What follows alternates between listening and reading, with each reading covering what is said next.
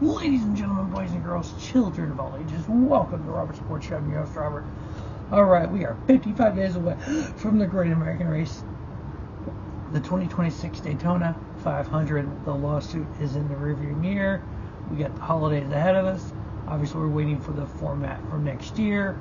Is it going to be playoffs? Is it going to be elimination playoffs? The chase, that 3-3-4 thing that Jordan Bianchi was talking about, or no playoffs at all.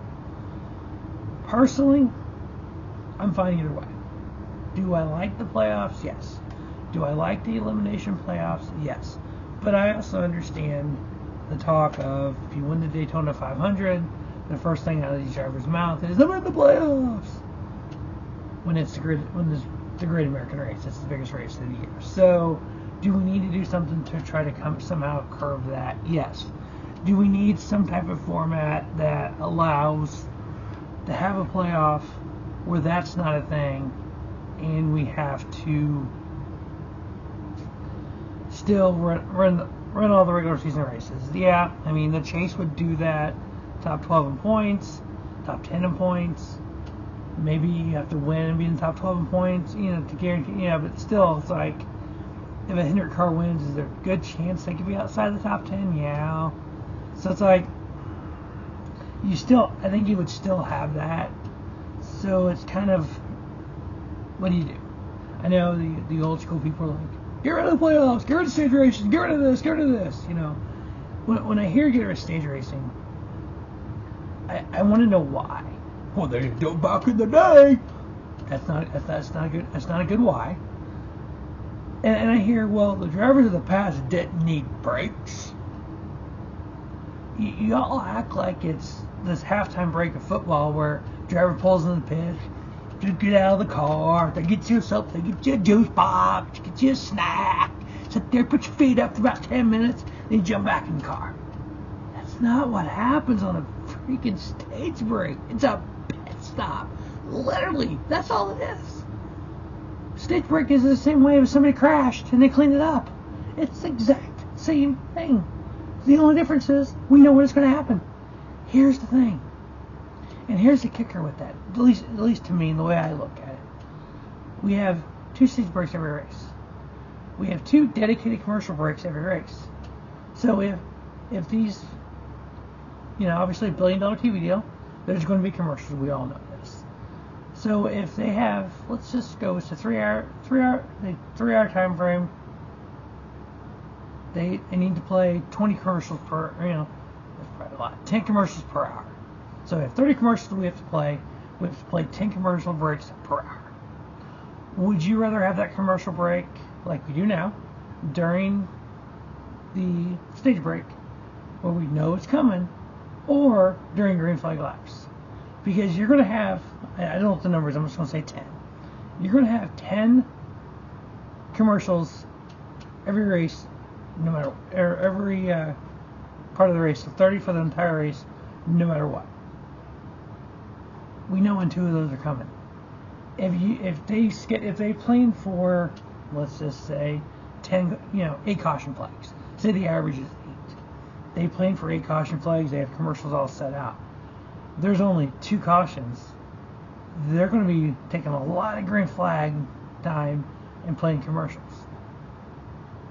At least this way, we kind of eliminate. Yes, there are commercials that are green flag. Yes, but without the stage breaks, it would be worse. Trust me. They have to recoup the billions of dollars. Why can't they just do side by side? Because those side by side commercials don't pay as much. You can't charge as much as you do for a full screen commercial. These media titans have to recoup that $1 billion a year that they're spending on this sport in commercial revenue. So it's kind of all tied together. I think the stage breaks help that. We don't know if playoffs help ratings. I know a lot of people try to compare 2000. Well, back in 2002, the ratings were dish.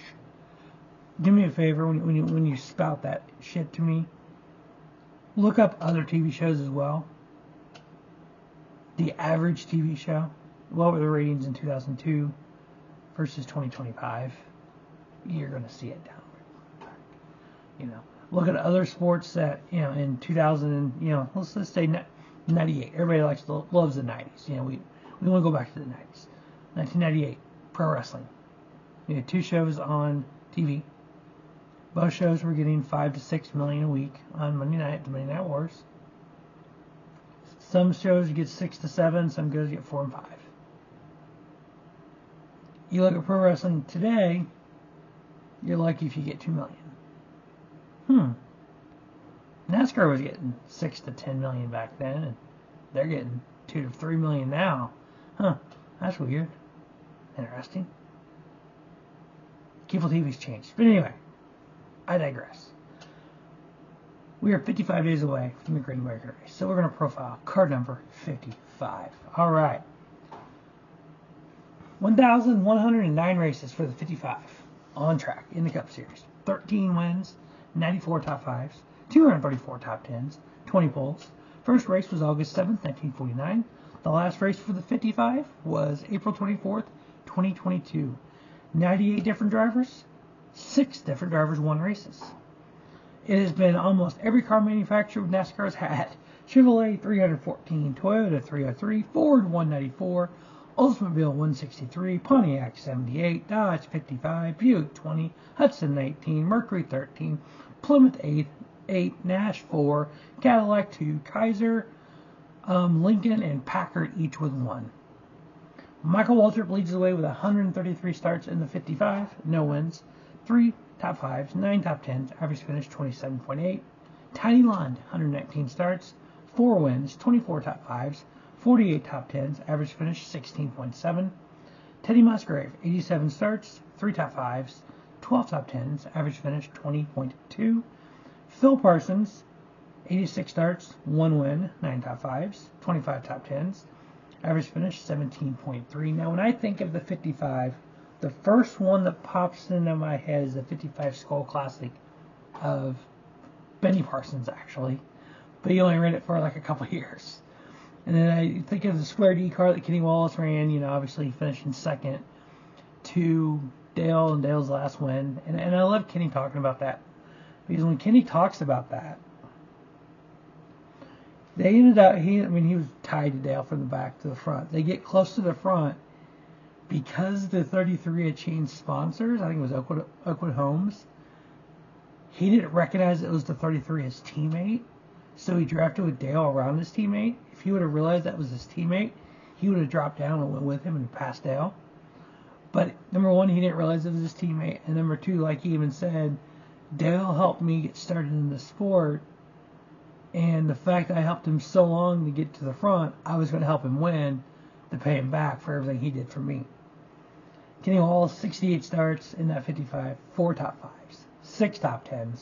Obviously, second place there. Talladega, 2000. Average finish, 24.8. Bobby Hamilton, 67 starts, 1 win, 3 top 5s, 10 top 10s. Average finish, 22.9. Benny Parsons, 66 starts, 1 win, 17 top 5s, 30 top 10s, average finish 9.6. The great Junior Johnson, 42 starts in the number 55, 5 wins of his 50 career wins, 11 top 5s, 17 top 10s, an average finish of 14.8.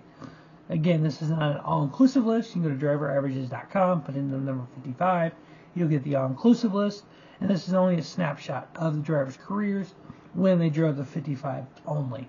All other stats for their careers are not involved in this. As we know, Michael Waltrip is a 2-time Daytona 500 winner. I think he's got 4 career wins, but none in the 55.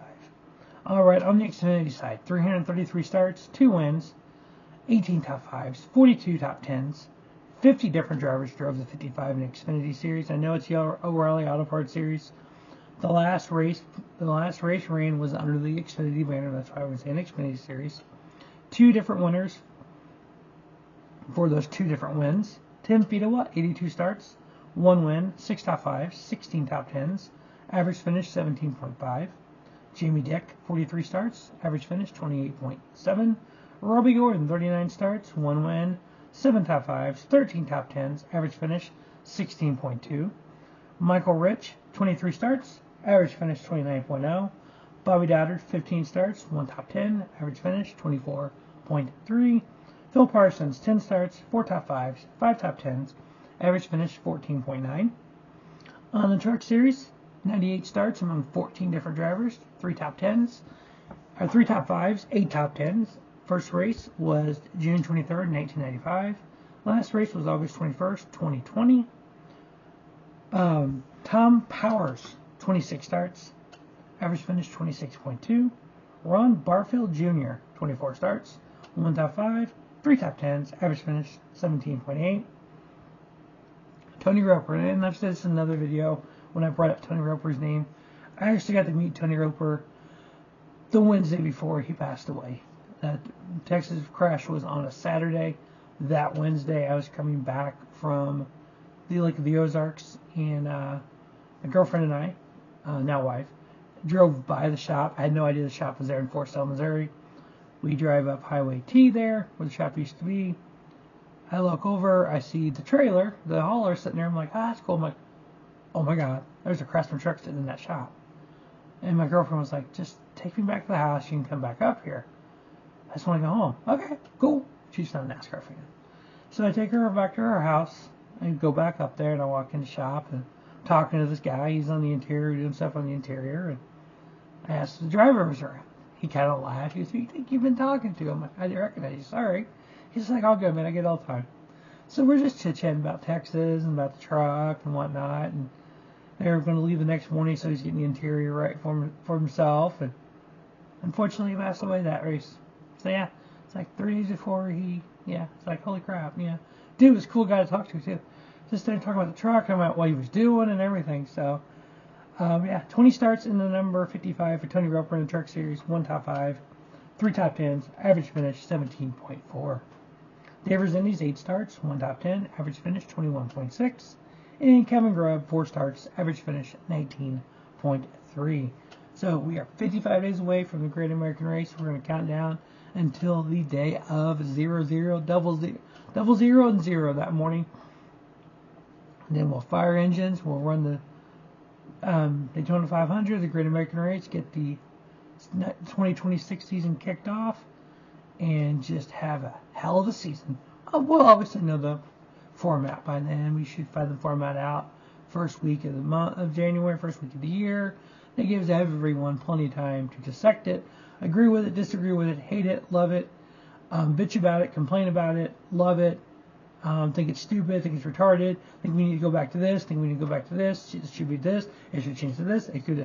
Well, plenty of time to do all that between, whenever it's announced and, February 1st when we have the Clash, and then we'll have a week of Clash stupid, Clash should be Daytona, Clash should be here, this should be here, this should be here. We hate the format, we like the format, we hate the format, we like the format. Then we'll start Daytona. And then we'll spend the next 37 weeks after that doing the same thing. So, hey, it's just NASCAR. It's not serious, it's just NASCAR. As always, thanks for watching Robert Sports Show. Don't just have a great day. Have a spiffy day. Robert Sports Show, your YouTube leader in sports channel content.